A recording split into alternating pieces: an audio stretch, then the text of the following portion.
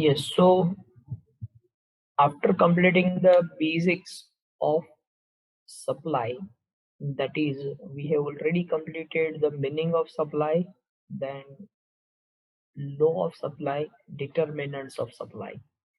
Now, our next topic is elasticity of supply. As you know that elasticity of supply is the measurement of percentage change in quantity supplied as a result of percentage change in price.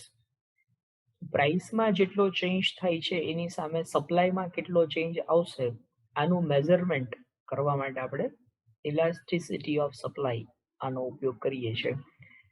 The formula is the same as we have already learnt in case of elasticity of demand. Elasticity of demand માં જે વસ્તુ હતી એ જ પ્રકારની formula, there is no difference at all.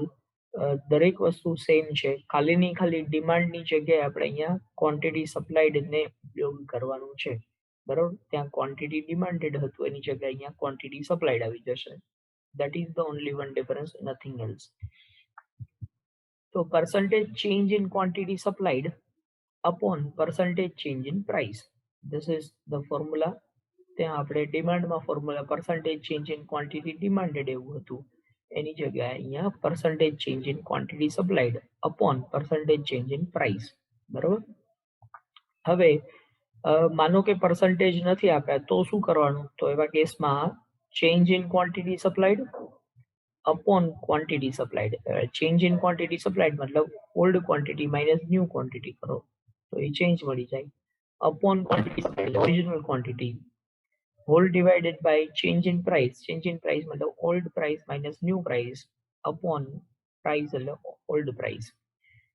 તો હવે આ વસ્તુને આપણે સિમ્બોલિક ફોર્મેટમાં લખીએ તો આવું થઈ શકે, ડેલ્ટા ક્યુ મતલબ change in quantity upon Q એટલે original quantity, whole divided by delta P upon P. delta P मतलब change in price upon original price. હવે આ ડિવિઝનના રૂલમાં છે અને આપણે મલ્ટિપ્લિકેશનમાં લઈ આવીએ તો આવું થઈ શકે, delta Q upon delta P into P upon Q. This is the same formula as we have completed in the case of elasticity of demand. તો તમારે અહીંયા બે ફોર્મ્યુલા યાદ રાખવાની છે. અહીંયા first formula percentage change in quantity supplied વાળી અને સેકન્ડ ડેલ્ટા ક્યુ વાળી. આ બંને ફોર્મ્યુલા તમને લોકોને તમારા ડિમાન્ડ વાળા રૂલમાં પણ યાદ છે. બરાબર, તો percentage આપ્યા હોય તો આ ફોર્મ્યુલા યુઝ કરો, percentage નથી આપ્યા અને ચેન્જ આપ્યો છે તો ડેલ્ટા વાળી ફોર્મ્યુલા તમે યુઝ કરી શકો છો. So these are the simple formulas for calculating the elasticity of supply. Now on the basis of your calculation, whatever the answer comes, જે કંઈ પણ આન્સર આવે એ આન્સરનું ઇન્ટરપ્રિટેશન આપણે જોઈએ. તો ઇન્ટરપ્રિટેશનમાં સૌથી પહેલું છે perfectly inelastic supply. Perfectly inelastic supply મતલબ શું? તો as a result of change in the price, the quantity supplied of a good remains unchanged. मतलब प्राइसમાં કોઈ પણ પ્રકારનો ચેન્જ થાય, supply remains unchanged. We say that the elasticity of supply is zero, or it is known as perfectly inelastic supply. તો આ જ વસ્તુ આપણે ડિમાન્ડમાં પણ ભણ્યા હતા. પ્રાઇસમાં ગમે તેટલો ચેન્જ થાય છે પણ સપ્લાયમાં કોઈ ચેન્જ નથી થતો. પ્રાઇસ સપોઝ 10% ઇન્ક્રીઝ થઈ, પ્રાઇસ 10% ઇન્ક્રીઝ થાય છે પણ સામે સપ્લાય છે એ જેટલી છે એટલી ને એટલી રહે છે. તો સપ્લાયમાં 0% ચેન્જ, 0% ચેન્જ ઇન સપ્લાય, સપ્લાયમાં કોઈ જ ચેન્જ નથી થતો. તો આવી પરિસ્થિતિ જ્યારે હોય તો આને આપણે શું નામ આપ્યું છે? This is called perfectly inelastic supply. Perfectly inelastic supply મતલબ શું? તો પરફેક્ટલી ઇનઇલાસ્ટિક સપ્લાયનો મતલબ થાય પ્રાઇસમાં ગમે તેટલો ચેન્જ થાય, સપ્લાયમાં કોઈ ચેન્જ નથી થતો.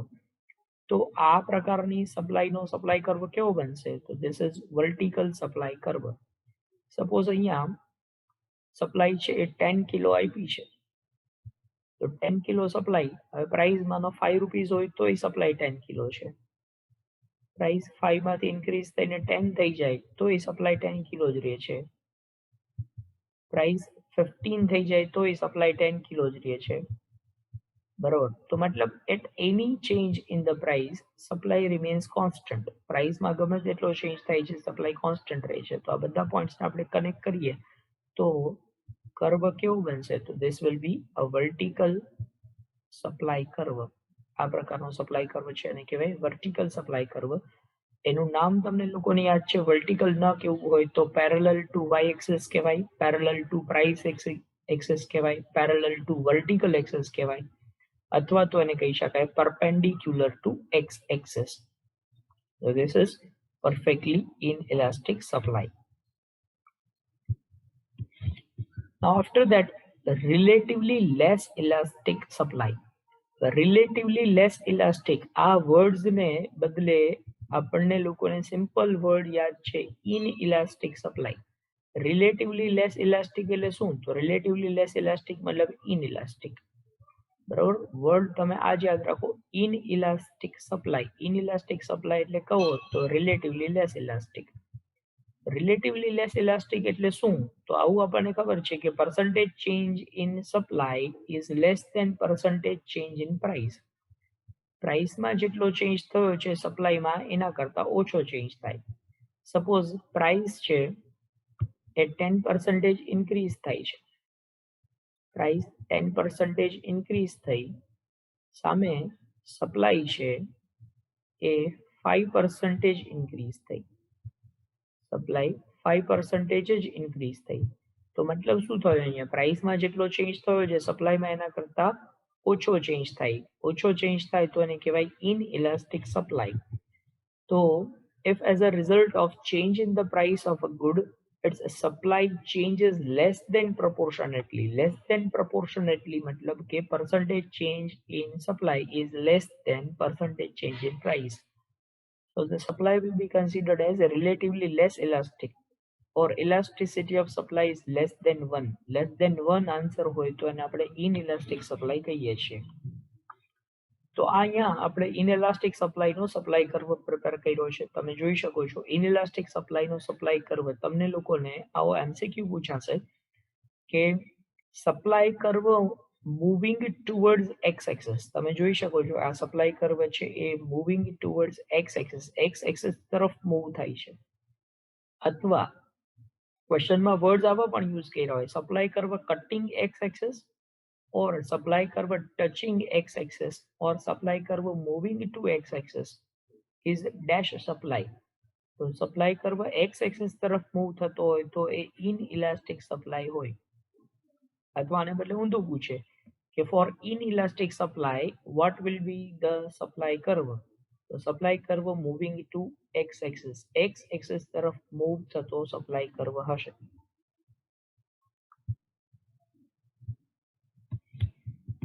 ત્યારબાદ relatively greater elastic supply. Relatively greater elastic એટલે કેવું? તો રિલેટિવલી ગ્રેટર ઇલાસ્ટિક મતલબ ઇલાસ્ટિક સપ્લાય. આપણે જેને ઇલાસ્ટિક કહીએ છીએ, બરાબર, એ રિલેટિવલી ગ્રેટર ઇલાસ્ટિક. તો રિલેટિવલી ગ્રેટર ઇલાસ્ટિક સપ્લાય મતલબ ઇલાસ્ટિક સપ્લાય. ઇલાસ્ટિક સપ્લાય એટલે શું? તો આપણને લોકોની ખબર છે કે percentage change in supply is greater than percentage change in price. પ્રાઇસમાં જેટલો ચેન્જ થયો હોય સપ્લાયમાં એના કરતા વધારે ચેન્જ થાય. બરાબર, પ્રાઇસ સપોઝ 10% ઇન્ક્રીઝ થાય છે. પ્રાઇસ 10% ઇન્ક્રીઝ થઈ તો સામે સપ્લાય છે એ સપોઝ 15% ઇન્ક્રીઝ થાય છે. તો પ્રાઇસમાં જેટલો ચેન્જ થયો સપ્લાયમાં એના કરતા વધારે ચેન્જ થયો. સપ્લાયમાં વધારે ચેન્જ થયો તો આનો મતલબ કે આને કહેવાય greater elastic supply. Greater elastic supply is greater than 1 when quantity supplied of a good changes substantially in response to a small change in price. Substantially large amount માં. Response to a small change in price मतलब પ્રાઇસમાં small change થયો હોય પણ સપ્લાયમાં substantial એટલે કે મોટા પ્રમાણમાં change જોવા મળે. એટલે કે પ્રાઇસમાં જેટલો ચેન્જ થયો છે સપ્લાયમાં એના કરતા વધારે ચેન્જ જોવા મળે. તો અહીંયા supply will be considered as greatly elastic. Greatly elastic એટલે કે elastic supply. Elastic supply હોય તો supply curve કેવો બનશે? So this is the supply curve for elastic supply and it will be moving to y-axis. Supply curve moving to y-axis અથવા supply curve touching y-axis અથવા supply curve cutting y-axis આવા કોઈ પણ પ્રકારના word use કરે. તો ઇનઇલાસ્ટિક સપ્લાયમાં supply curve કેવો હતો? Supply curve touching x axis હતો. આમ એક્સ એક્સિસ ને સપ્લાય કર્વ ટચ કરતો હતો. પણ ઇલાસ્ટિક સપ્લાય હોય તો supply curve touching y axis એ વાય એક્સિસ તરફ મૂવ કરતો સપ્લાય કર્વ હશે.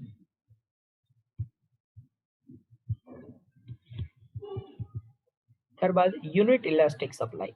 યુનિટ ઇલાસ્ટિક એટલે શું? તો યુનિટ ઇલાસ્ટિક આપણને લોકોને ખબર છે percentage change in price and percentage change in supply both are equal. પ્રાઇસમાં જેટલો ચેન્જ થયો હોય સપ્લાયમાં એટલો જ ચેન્જ થાય. સપોઝ પ્રાઇસ છે એ 10% ઇન્ક્રીઝ થાય છે તો સામે સપ્લાય પણ 10% જ ઇન્ક્રીઝ થાય. તો percentage change in supply is equal to percentage change in price. બંનેમાં એક સરખા જ પ્રકારનો ચેન્જ જોવા મળે છે. તો આ પ્રકારની સપ્લાય છે એને આપણે કહીએ છીએ unit elastic supply. If a relative change in quantity supplied is exactly equal to the relative change in price, એટલે પ્રાઇસમાં જેટલો ચેન્જ થયો છે સપ્લાયમાં એટલો જ ચેન્જ થાય છે. So it is considered as unitary elastic. Unitary elastic मतलब શું? Unitary elastic એટલે unit elastic. And the coefficient of supply will be equal to 1. તો અહીંયા supply elasticity નો આન્સર તમે ફાઇન્ડ આઉટ કરો તો elasticity આન્સર શું આવશે? તો it will be 1. તો હવે યુનિટ ઇલાસ્ટિક સપ્લાયનો સપ્લાય કર્વ કેવો બનશે? તો એના માટે આન્સર યાદ રાખવાનો supply curve moving to origin. ઓરિજિનને ટચ કરતો હોય અથવા ઓરિજિન તરફ મૂવ થતો હોય એવો સપ્લાય કર્વ બનશે. તો ત્રણ વાત મેં કીધી તમને. ઇન ઇલાસ્ટિક સપ્લાય હોય તો એવા કેસમાં supply curve moving to x axis હોય. ઇલાસ્ટિક સપ્લાય હોય તો supply curve moving to Y axis હોય. અને યુનિટ ઇલાસ્ટિક સપ્લાય હોય તો supply curve moving to origin હશે.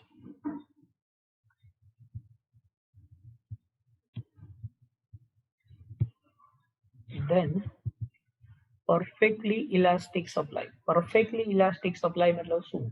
તો પ્રાઇસમાં તમે જે ચેન્જ કરો છો એની કમ્પેરિઝનમાં સપ્લાય ઇન્ફાઇનાઇટલી લાર્જ ચેન્જ થાય. આપણે લોકો પરફેક્ટલી ઇલાસ્ટિક ડિમાન્ડમાં પણ આવી વાત કહી હતી કે રિયલ લાઈફમાં આવું કોઈ દિવસ પોસિબલ નથી. આ ખાલીની ખાલી ઇમેજિનેશન છે. એવું જ અહીંયા સપ્લાયમાં પણ ડિમાન્ડમાં જેમ પરફેક્ટલી ઇલાસ્ટિક એવું પોસિબલ નથી એવી રીતે સપ્લાયમાં પણ પરફેક્ટલી ઇલાસ્ટિક પોસિબલ નથી.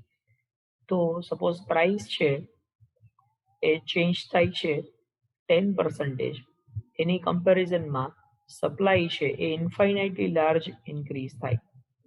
તો આવું તો હકીકતે ક્યારે બનવાનું જ નથી.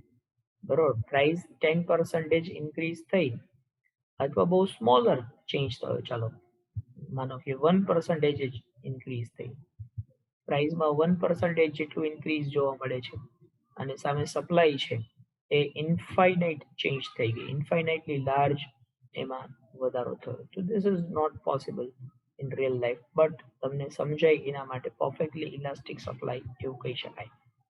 So the supply elasticity is infinite when nothing is supplied at lower price. Lower price હોય તો કાંઈ supply ન કરો, but a smaller increase in the price causes supply to rise from zero to indefinitely large.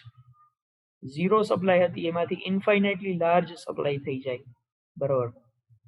તો આવા સંજોગોમાં એને perfectly elastic supply કહી શકાય. Perfectly elastic supply નો supply curve કેવો હશે? તો it will be horizontal supply curve.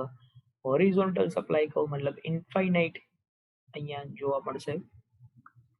0 unit supply કરતા હતા જ્યારે પ્રાઇસ છે એ એમાં બહુ માઇનોર ચેન્જ થયો તો એમાંથી એ ઇન્ફાઇનાઇટલી લાર્જ સપ્લાય છે એ વધી ગઈ, બરોબર.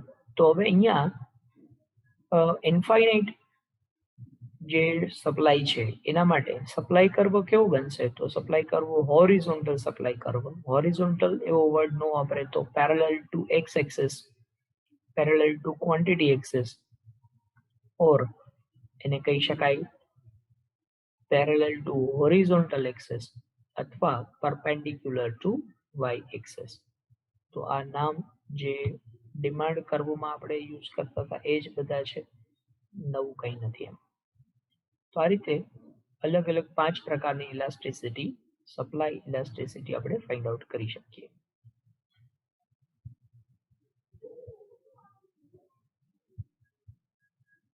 So these are all the different types of supply elasticities.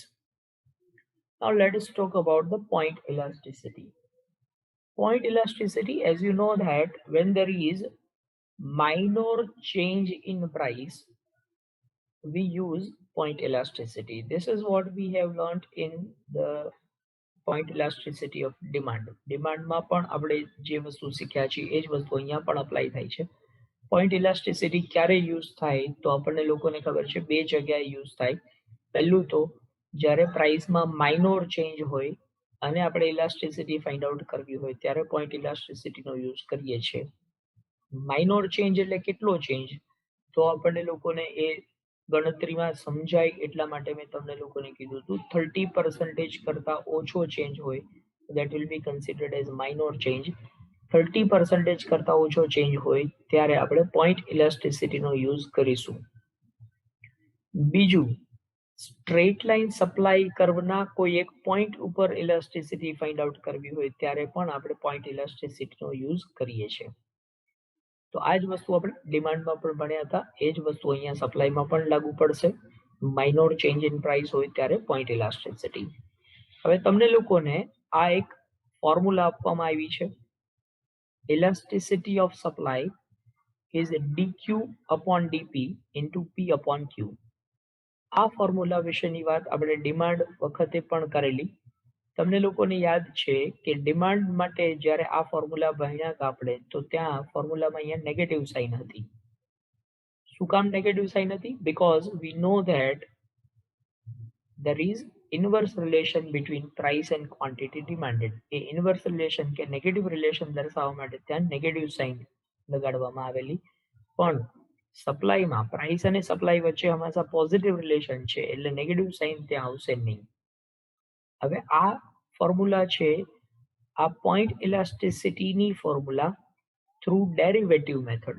આ ડેરિવેટિવની ફોર્મ્યુલા છે. આ point elasticity through derivative method અથવા કોએફિશિયન્ટ મેથડ. આ ડેરિવેટિવ અથવા કોએફિશિયન્ટ છે. તો કોએફિશિયન્ટ માટેની ફોર્મ્યુલા અહીંયા આપી છે dq upon dp into p upon q. તો હવે આ ફોર્મ્યુલાનો ઉપયોગ કરીને તમને લોકોને ક્વેશ્ચન્સ પૂછાય છે ફાઇનલ એક્ઝામમાં. કેવા પ્રકારના ક્વેશ્ચન્સ પૂછાય એ હું તમને લોકોને અહીંયા સમજાવું છું. કોએફિશિયન્ટ ફાઇન્ડ આઉટ કરવાનું કહેવામાં આવે, બરાબર, તો એવા સંજોગોમાં તમારે શું કરવાનું છે? તમને એક ઇક્વેશન આપવામાં આવ્યું હશે. એ ઇક્વેશનનો ઉપયોગ કરીને તમારે સૌથી પહેલા તો ક્વોન્ટિટી ફાઇન્ડ આઉટ કરવાની હોય. ક્વોન્ટિટી ફાઇન્ડ આઉટ થઈ જાય ત્યારબાદ તમને લોકોને એના ઉપરથી ઇલાસ્ટિસિટી ફાઇન્ડ આઉટ કરવાની હોય, બરાબર. આપણે જોઈએ કેવી રીતે એ ક્વોન્ટિટી ફાઇન્ડ આઉટ કરવાની થાય અને ઇલાસ્ટિસિટી ફાઇન્ડ આઉટ કરવાની થાય. સપોઝ તમને આ એક ઇક્વેશન આપ્યું છે Q is equal to -100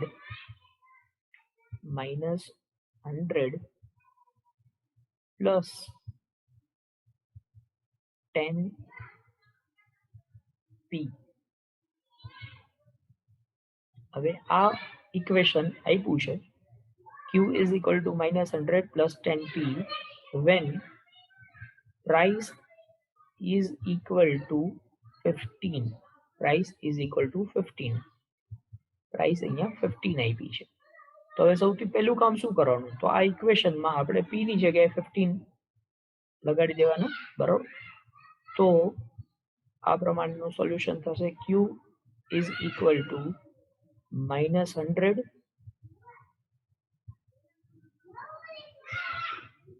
plus 10 into 15.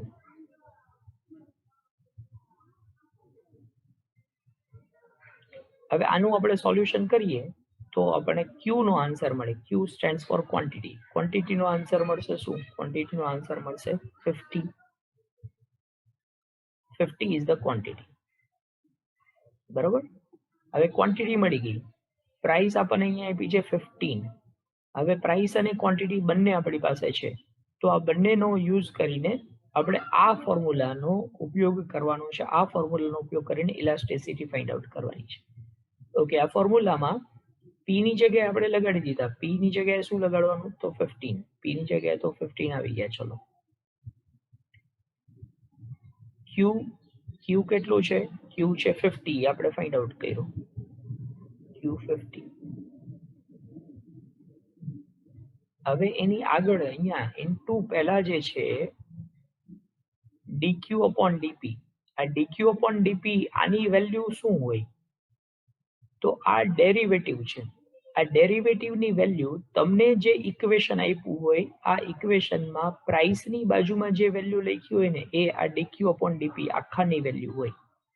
પ્રાઇસની બાજુમાં અહીંયા જે આપ્યું હશે એ આ dq upon dp ની વેલ્યુ છે. તો પ્રાઇસની બાજુમાં અહીંયા આપ્યું છે 10.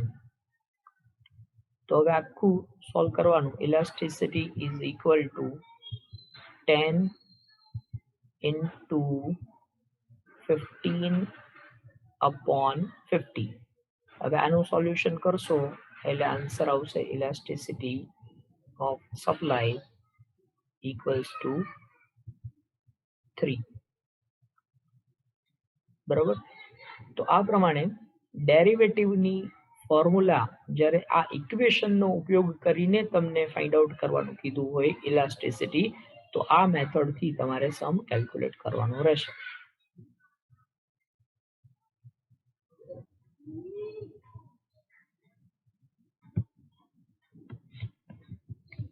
Now next comes arc elasticity.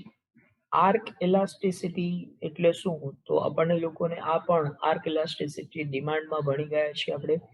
Arc elasticity when there is major change in price. પ્રાઇસમાં જ્યારે મેજર ચેન્જ હોય ત્યારે આપણે આર્ક ઇલાસ્ટિસિટી યુઝ કરીએ છીએ.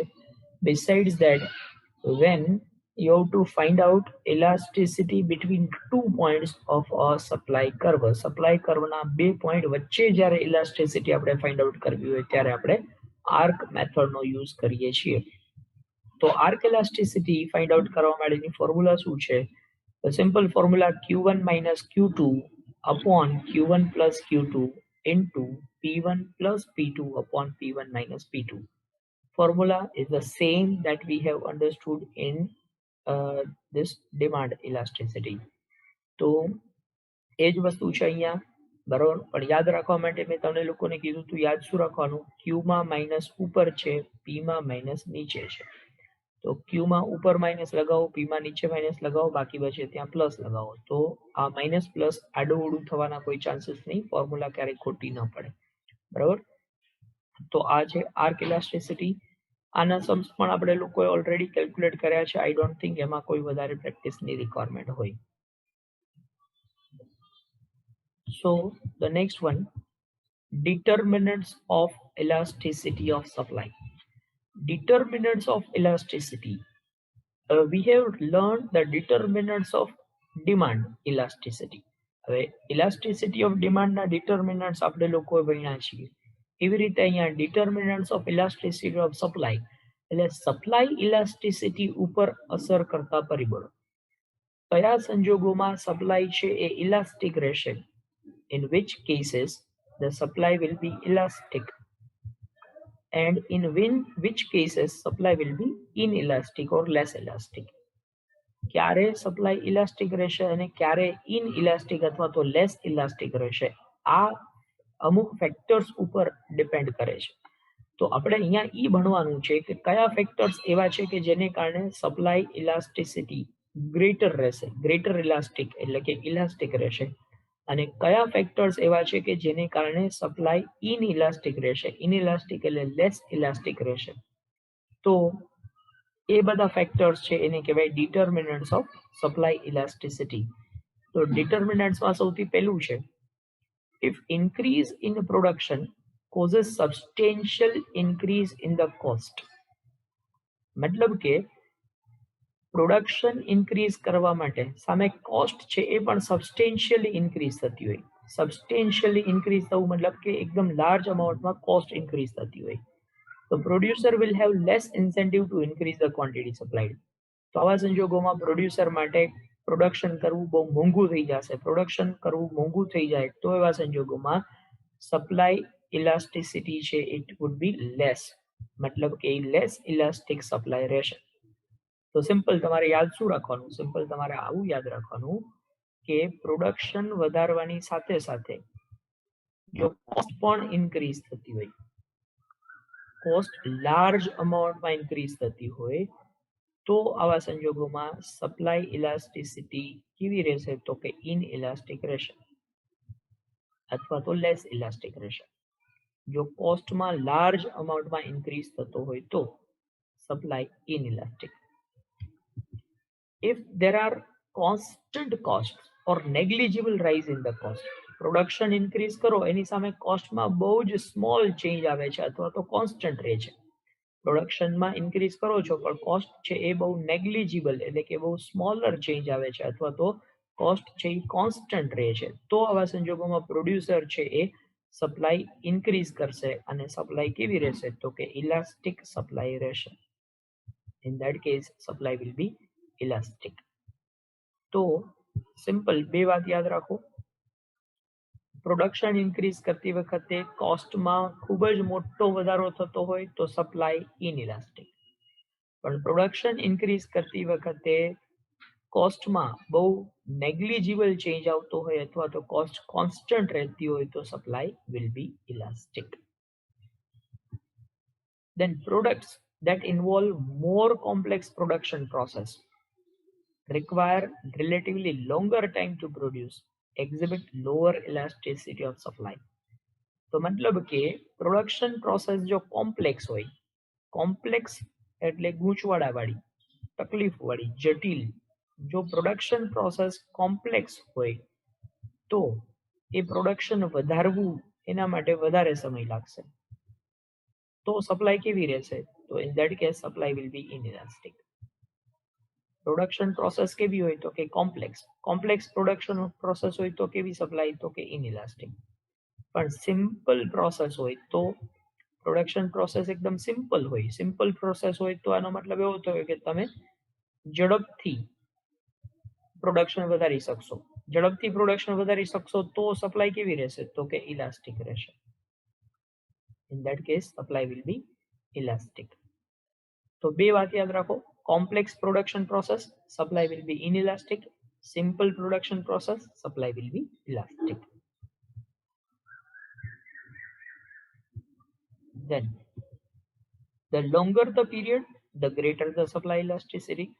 ટાઈમ પિરિયડ વિશેની વાત આપણે જે ડિમાન્ડમાં ભણ્યા હતા એ જ વાત અહીંયા પણ છે. ટાઈમ પિરિયડ લોંગ ટાઈમ હોય, લોંગ ટાઈમ હોય તો આનો મતલબ એમ કે તમારી પાસે એડજસ્ટમેન્ટ કરવા માટે વધારે સમય છે. એડજસ્ટમેન્ટ કરવા માટે વધારે સમય હોય તો તમે વધારે પ્રોડક્શન કરી શકશો. વધારે પ્રોડક્શન કરી શકશો તો સપ્લાય ઇલાસ્ટિક રહેશે. ટાઈમ પિરિયડ લોંગ હોય ત્યારે ઇલાસ્ટિક. પણ શોર્ટ પિરિયડ હોય, શોર્ટ પિરિયડ હોય એનો મતલબ એમ કે તમે તાત્કાલિક નવા ફેક્ટર્સ ઓફ પ્રોડક્શન નથી લઈ આવી શકતા, નવું મશીન તાત્કાલિક નથી આવતું તો શોર્ટ પિરિયડમાં તાત્કાલિક એડજસ્ટમેન્ટ નથી થઈ શકે એમ. તો શોર્ટ પિરિયડમાં સપ્લાય ઇલાસ્ટિસિટી કેવી હોય? તો કે ઇટ વિલ બી ઇનઇલાસ્ટિક. તો અહીંયા તમને આવો એમસીક્યુ વારંવાર પૂછાય છે. In short period the supply will be dash. In short period supply will be inelastic. In long period supply will be elastic.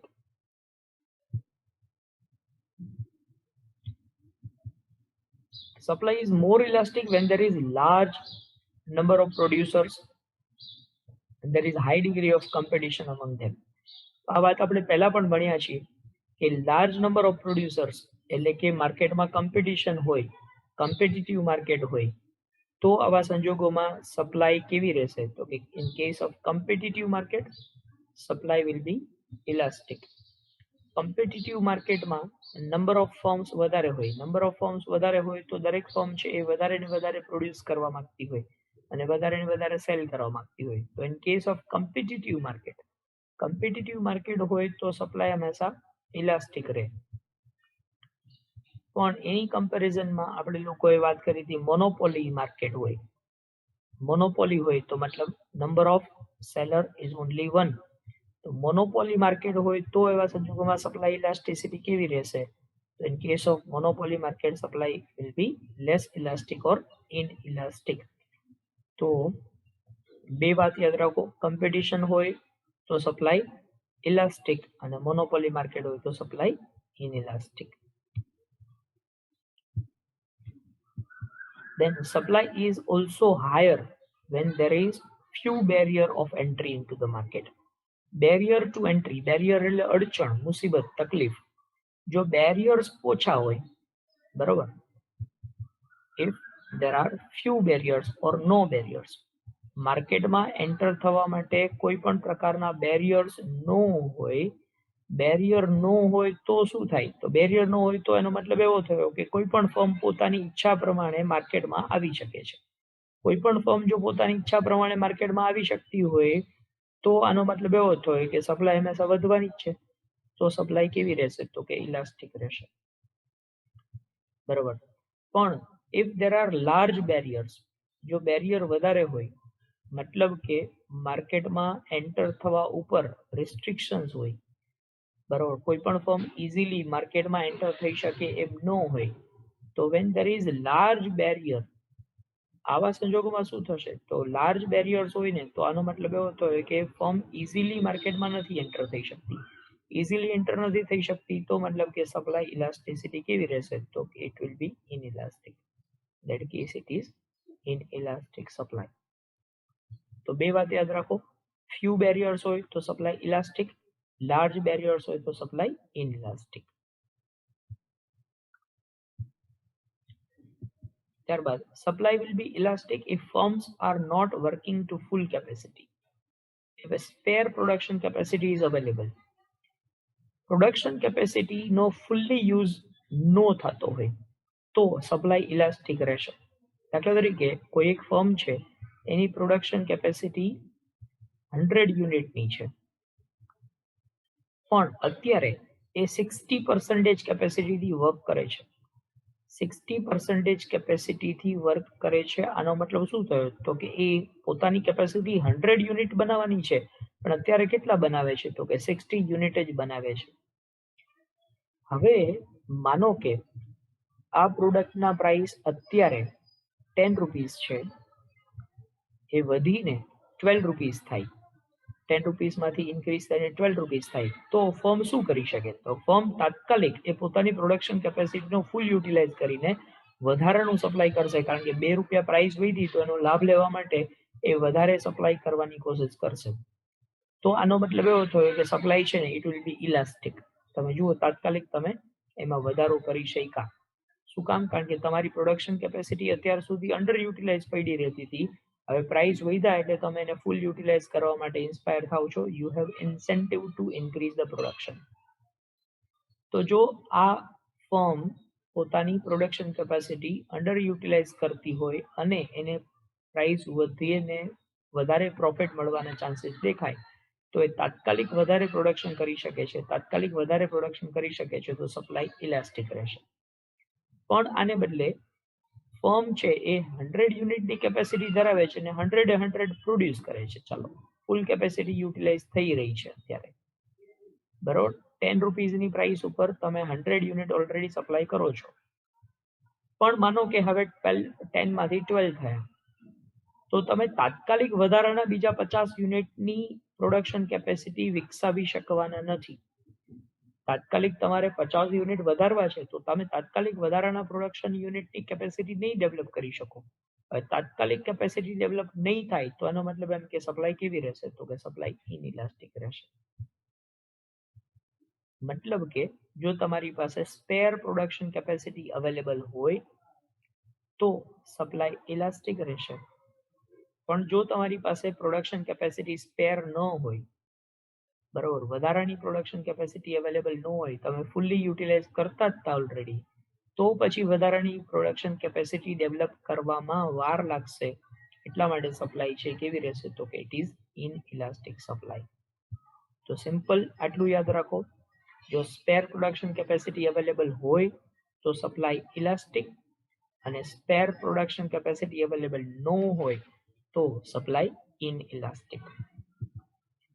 Then next determinant, if key raw material inputs are easily and cheaply available, then supply will be elastic.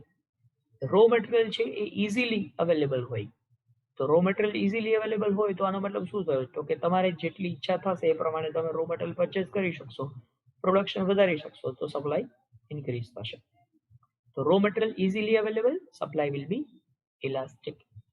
પણ raw material available કરવામાં difficulty આવતી હોય, inputs છે એ available કરવામાં difficulty આવતી હોય, તો એવા સંજોગોમાં શું થશે, in that case supply will be inelastic. તો raw material easily available, supply elastic. Raw material not easily available, supply will be inelastic. If the firms have adequate stock of raw material, components and finished products, they will be able to respond to higher supply. मतलब जो firm પાસે already stock available હોય, તો આનો મતલબ એવો થયો કે તમે તાત્કાલિક સપ્લાય વધારી શકશો. રો મટીરિયલનો સ્ટોક તમારી પાસે અવેલેબલ છે, કોમ્પોનન્ટ્સનો સ્ટોક અવેલેબલ છે, ફિનિશ્ડ પ્રોડક્ટનો સ્ટોક અવેલેબલ છે, અને માર્કેટમાં પ્રાઇસ વધે તો આ અવેલેબલ રિસોર્સિસ છે એનો યુઝ કરીને તમે વધારે પ્રોડક્શન કરશો અને સપ્લાય વધારશો. તો મતલબ if stock is available, supply will be elastic. But if stock is not available, ચાલો તમારી પાસે આ બધું છે નહીં અત્યારે, હવે પ્રાઇસ વધ્યા છે તો સપ્લાય વધારવી છે, પણ આ કંઈ અવેલેબલ નથી તો તમારે એ પહેલા પરચેસ કરવા જવું પડશે, તો it will be time consuming. તો એવા સંજોગોમાં supply will be less elastic or inelastic. તો સ્ટોક અવેલેબલ હોય તો સપ્લાય ઇલાસ્ટિક, સ્ટોક અવેલેબલ ન હોય તો supply will be inelastic. If factors of production used in the production of the commodity are commonly available, તમે જે વસ્તુનું production કરો છો એના માટેના factors of production commonly available હોય. ફેક્ટર્સ ઓફ પ્રોડક્શન મતલબ કયા કયા હોય, તો માનો કે એના માટેનું મશીન છે એ કોમનલી અવેલેબલ છે, એના માટે રો મટીરિયલ છે એ ઇઝીલી અવેલેબલ છે, એના માટે લેબર છે, એના માટે કોઈ આમાં સ્પેશિયલ સ્કિલ વાળા લેબરની જરૂરિયાત નથી, તમને ઇઝીલી સામાન્ય માણસ અવેલેબલ છે. તો આનો મતલબ એવો થયો કે ફર્મ છે એ ઝડપથી પ્રોડક્શન વધારી શકશે, અને ઝડપથી પ્રોડક્શન વધારી શકશે તો સપ્લાય પણ ઇલાસ્ટિક રહેશે. પણ આને બદલે તમારે કોઈ સ્પેશિયલાઇઝ્ડ મશીનની જરૂરિયાત હોય, સ્પેશિયલ સ્કિલ વાળો માણસ જ જોતો હોય, અથવા કોઈ સ્પેસિફિક કાઇન્ડ ઓફ રો મટીરિયલની જ રિક્વાયરમેન્ટ હોય અને એ ઇઝીલી અવેલેબલ ન હોય પાછું, તો એવા સંજોગોમાં સપ્લાય ઇનઇલાસ્ટિક રહેશે, કારણ કે પ્રોડક્શન ઇન્ક્રીઝ કરવું એ ડિફિકલ્ટ થઈ જશે. બરોબર, કોઈ સ્પેસિફિક કાઇન્ડ ઓફ મશીનરીની રિક્વાયરમેન્ટ હોય અને તમે ઓર્ડર આપો ત્યાર પછી 3 મહિને એ મશીન બનતું હોય, તો મતલબ તમે તાત્કાલિક સપ્લાયમાં વધારો નહીં કરી શકો.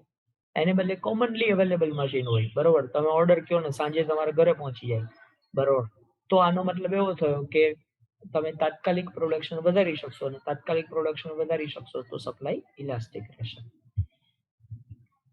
If both capital and labor are occupationally mobile, labour અને કેપિટલ છે એ ઇઝીલી મોબાઈલ છે, મોબાઈલ એટલે ટ્રાન્સફરેબલ છે, ઇઝીલી તમે એને શિફ્ટ કરી શકો છો એક જગ્યાએથી બીજી જગ્યાએ.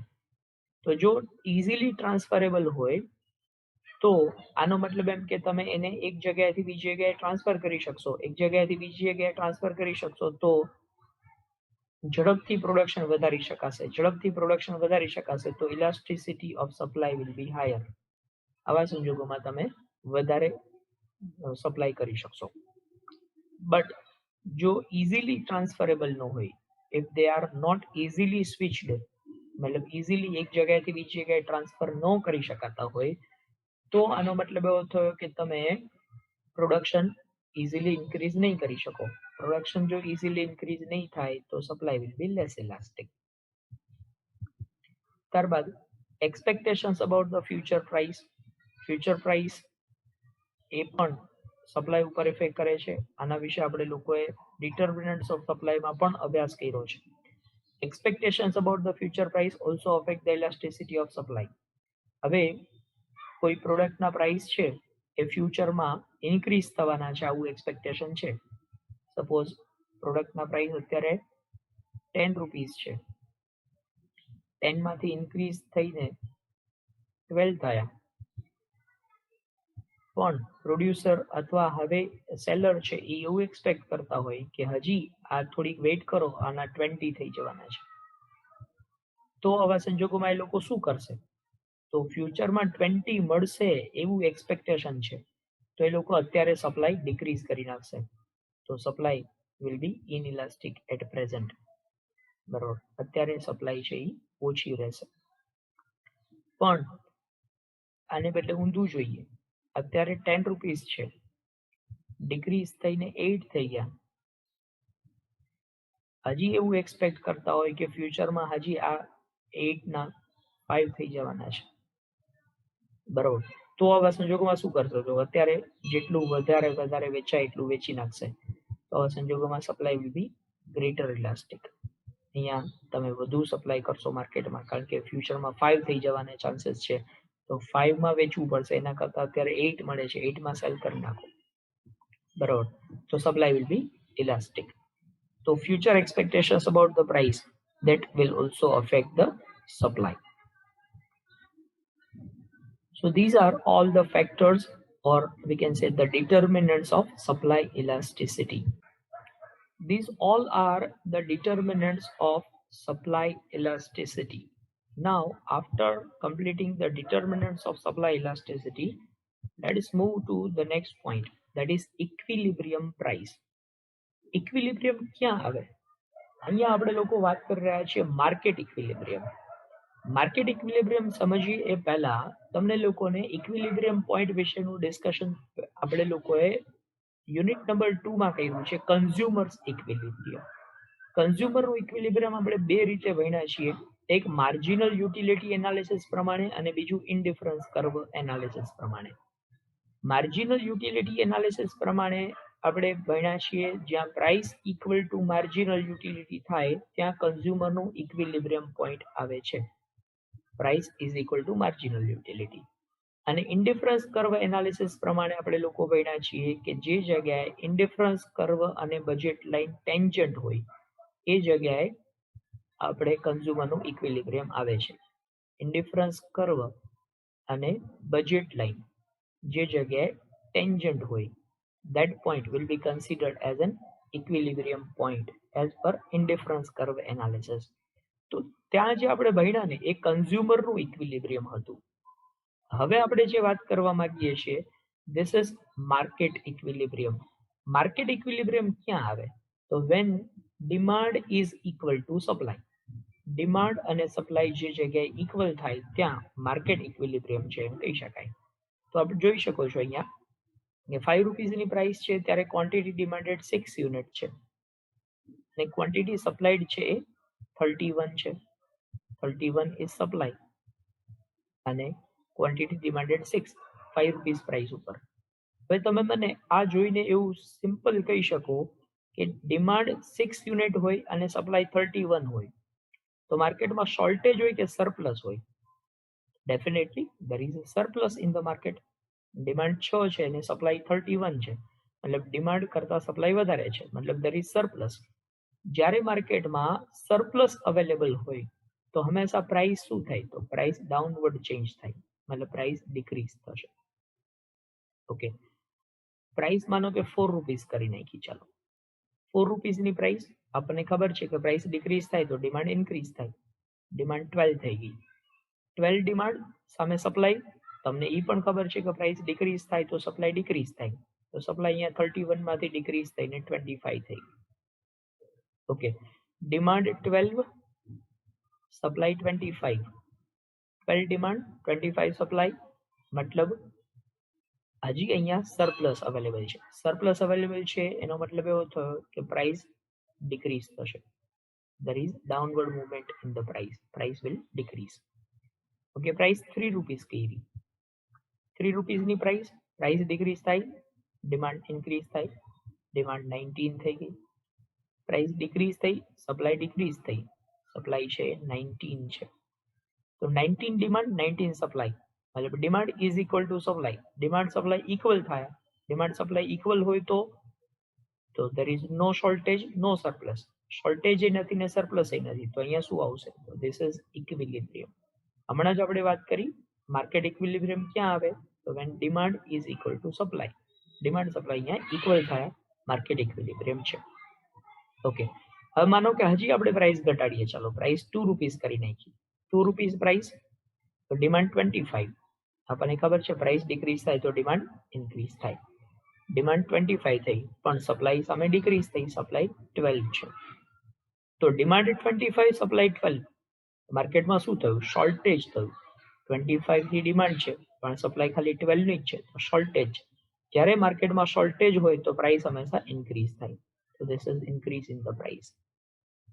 અને 1 રૂપી પ્રાઇસ કરી નાખી, 1 રૂપી પ્રાઇસ ઉપર 31 ડિમાન્ડ અને 6 યુનિટની સપ્લાય, હજી શોર્ટેજ છે, શોર્ટેજ હોય તો પ્રાઇસ હંમેશા ઇન્ક્રીઝ થાય.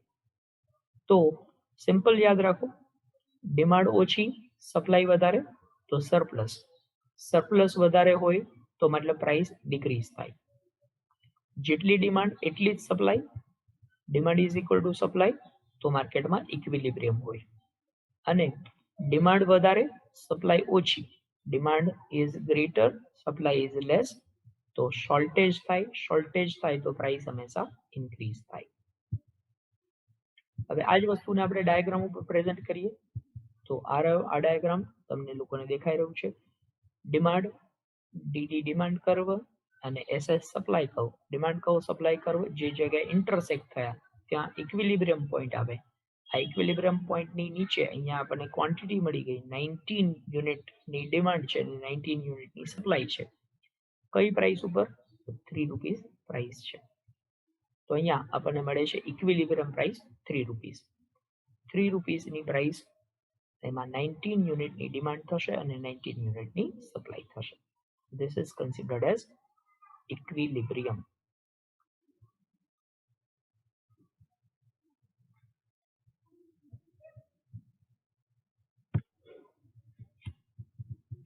Yes, next is market equilibrium and social efficiency. Market equilibrium and social efficiency ક્યાં આવે? તો market equilibrium and social efficiency where there is demand and supply are equal. Demand અને supply જે જગ્યાએ ઇક્વલ થાય છે ત્યાં માર્કેટ ઇક્વિલિબ્રિયમ આપણને મળશે, પણ એની પહેલાનો જે એરિયા હોય એમાં પ્રોડ્યુસર્સ સરપ્લસ આપણને મળે અને કન્ઝ્યુમર્સ સરપ્લસ મળે. પ્રોડ્યુસર્સ સરપ્લસ અને કન્ઝ્યુમર્સ સરપ્લસ એટલે શું? તો કન્ઝ્યુમર સરપ્લસ આપણે લોકો એવું ભણ્યા હતા કે what a consumer is ready to pay minus what he actually pay, that is called consumers surplus. Consumer surplus એટલે શું? તો કન્ઝ્યુમર સરપ્લસ એટલે કન્ઝ્યુમર જે અમાઉન્ટ પે કરવા માટે રેડી છે એટલે એનું readiness to pay minus actual pay, બરોબર? Consumer is ready to pay 15 rupees but actually માર્કેટમાં પ્રાઇસ 10 રૂપીસ છે, તો 15 માઇનસ 10 5 છે એ કન્ઝ્યુમરનું સરપ્લસ છે. આવું આપણે લોકો કન્ઝ્યુમર સરપ્લસના પોઈન્ટમાં ભણ્યા હતા, બરોબર? હવે આપણે વાત કરીએ છીએ પ્રોડ્યુસર્સ સરપ્લસ. પ્રોડ્યુસર્સ સરપ્લસ એટલે શું? તો પ્રોડ્યુસર્સ સરપ્લસ મતલબ the price at which producer is ready to offer. Consumer માટે જે વાત હતી એવી જ રીતે હવે પ્રોડ્યુસર માટે વાત કરીએ છીએ. તો પ્રોડ્યુસર જે પ્રાઇસ ઉપર ઓફર કરવા માટે રેડી હોય, માનો કે પ્રોડ્યુસર છે એ 10 રૂપીસ ઉપર માર્કેટમાં સેલ કરવા માટે રેડી છે, તમે 10 રૂપિયામાં કોઈ પ્રોડક્ટ સેલ કરવા માટે રેડી છો, તો રેડીનેસ ટુ ઓફર 10 છે પણ એકચ્યુઅલ પ્રાઇસ માર્કેટમાં 12 છે, બરાબર? તમે 10 રૂપિયામાં માર્કેટમાં સેલ કરવા માટે રેડી છો પણ માર્કેટમાં તમારી એક્સપેક્ટેશન કરતા વધારે મળે છે, 12 રૂપીસ અવેલેબલ છે, તો આનો મતલબ એવો થયો કે આ 2 રૂપીસ છે ને એ તમારા માટે શું કહેવાય? This 2 rupees is called your surplus. મતલબ તમારી જે એક્સપેક્ટેશન હતી 10 રૂપિયામાં વેચવા માટે તમે રેડી હતા, પણ માર્કેટમાં એ પ્રોડક્ટના પ્રાઇસ 12 રૂપીસ છે, મતલબ તમારી એક્સપેક્ટેશન કરતા 2 રૂપીસ તમને વધારે મળે છે. તો આ 2 રૂપીસ છે તમારા માટે શું છે? This 2 rupees is your surplus. This is cold producers surplus. બરોબર છે. તો પ્રોડ્યુસર સરપ્લસ કયો એરિયા છે? તો producer surplus is the area about supply curve. આ સપ્લાય કર્વની ઉપરનો એરિયા. બિલો પ્રાઇસ લાઇન, આ પ્રાઇસ લાઇનની નીચેનો એરિયા. આટલો એરિયા છે આ પ્રોડ્યુસર્સ સરપ્લસ કહેવાય.